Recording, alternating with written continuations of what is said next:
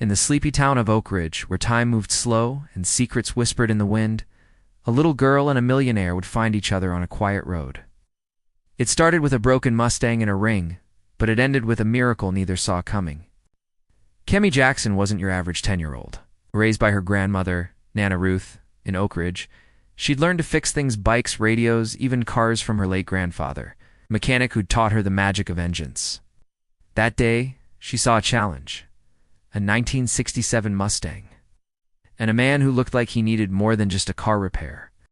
"Mister, you need help with that? Looks like your carburetor's clogged. My grandpa taught me how to fix them. You fix my Mustang?" "Kid, this car's worth more than most houses around here. But I'm stuck, so I'll take any help I can get." "What's your name, Kemi? And don't worry, I'm real good with cars. Let me see." Marcus Caldwell wasn't used to being helped. A tech mogul from Atlanta, he'd built an empire on apps and innovation, but his heart was as stalled as his Mustang.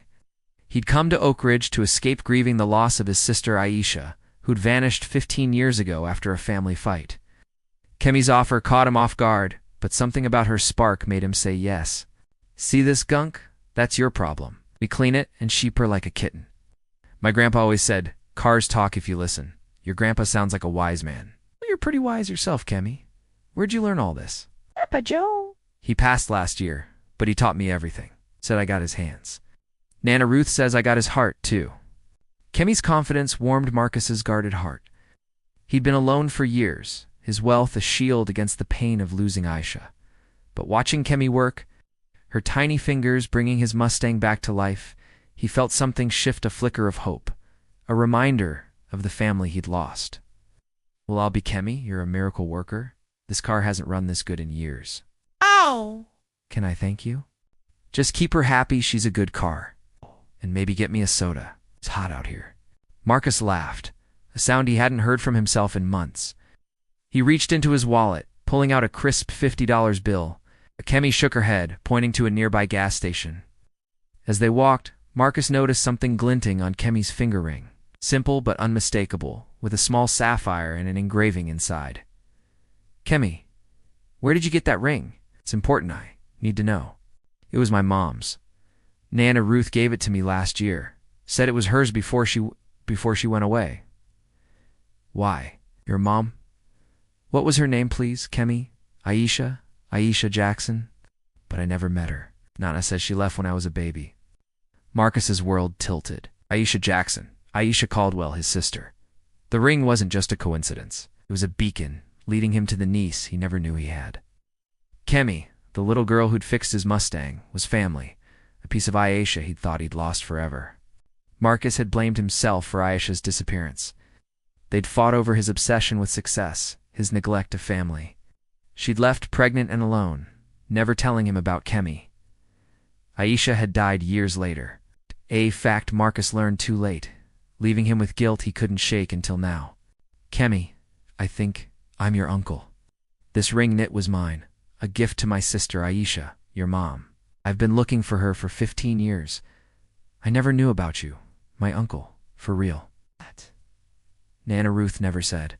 She just said Mom didn't talk about her family much. "I wasn't there for her, Kemi. I made mistakes. But finding you, it's like getting a piece of her back. If you'll let me, I'd like to be there for you now."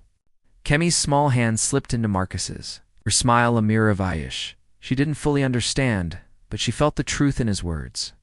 Marcus, for the first time in years, felt whole, a wound healing through the little girl who'd fixed more than just his car. "Marcus Caldwell, I never thought I'd see you here. Aisha told me about. You said you broke her heart, chasing money over family." "I did, ma'am. I failed her. But I'm here for Kemi now if you'll let me. I want to make things right." Nana Ruth's gaze softened as she saw Kemi clinging to Marcus's hand, her trust in him clear. She invited him in, and over sweet tea, they shared stories of Aisha, her laughter, her stubbornness, her love for Kemi. Marcus learned Aisha had wanted to reconcile, but passed before she could. A car accident taking her too soon. Marcus didn't just bring wealth, he brought presence. He moved to Oakridge, leaving his tech empire in capable hands to be the uncle Kemi deserved. Together, they built a legacy of love, one fix at a time, Kemi's repair shop becoming a town staple. a place where kids learn the magic of engines and family. The Mustang that brought them together won first place, but the real prize was the family they'd built. Marcus found healing in Kemi's laughter, and Kemi found a father figure in the uncle who'd once been a stranger. Oakridge, too, learned from their story kindness, not wealth, fixes what's truly broken. From one stalled Mustang came a journey of reunion. What connection will you rediscover? This is Embracing Stories, and we'll see you next time. Thanks for watching.